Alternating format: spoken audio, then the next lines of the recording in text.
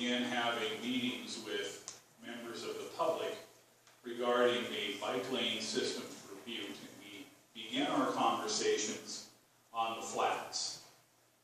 And working with the various interest groups, we came up with a network of bike lanes for the flats. What you're seeing on the screen now in blue is only a piece of that network. And this is the piece that we hope to fund utilizing the CTEP funds that most of you folks, but the previous council approved last year, $135,000 for use of CTEP funds for use in establishing bike lanes.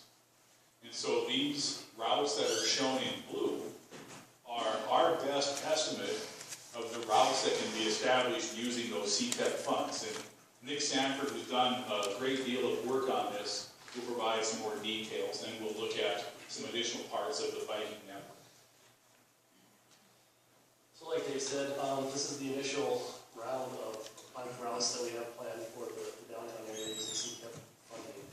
On these, we were looking at connecting the bike routes to trails, the uptown area, schools, parks, and mostly just that.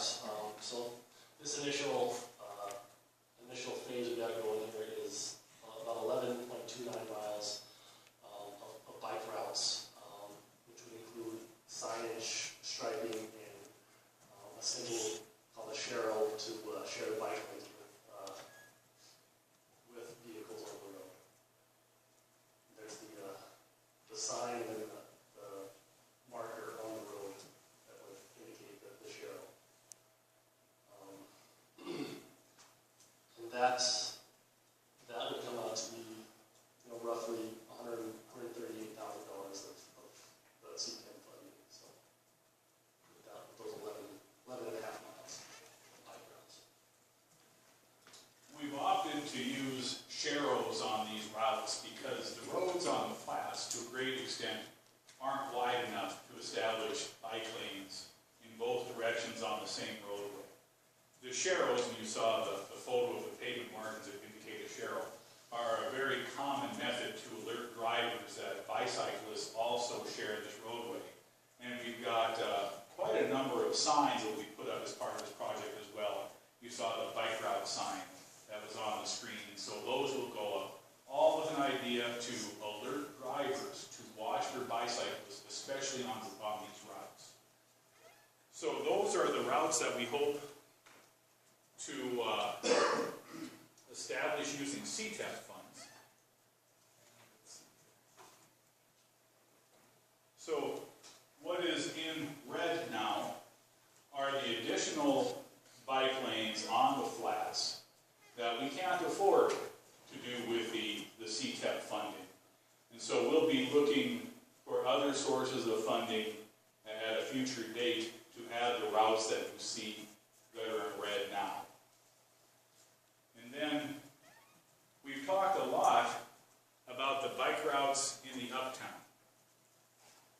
And they're very faint in green, but I'll turn them off and on so you can maybe get an idea where they're at. So there they are. So these are the routes that we've talked about establishing in the uptown area. You can see the real long green east to west route is Park Street. And these we hope to establish sometime this spring, this summer, along with the restriking and the angle parking and hopefully the elimination of a lot of the uptown traffic signals. And you can see that Main Street is the connector between the bike routes on the flats and the bike routes on the hill. So the last layer I'll turn on are the MDT routes.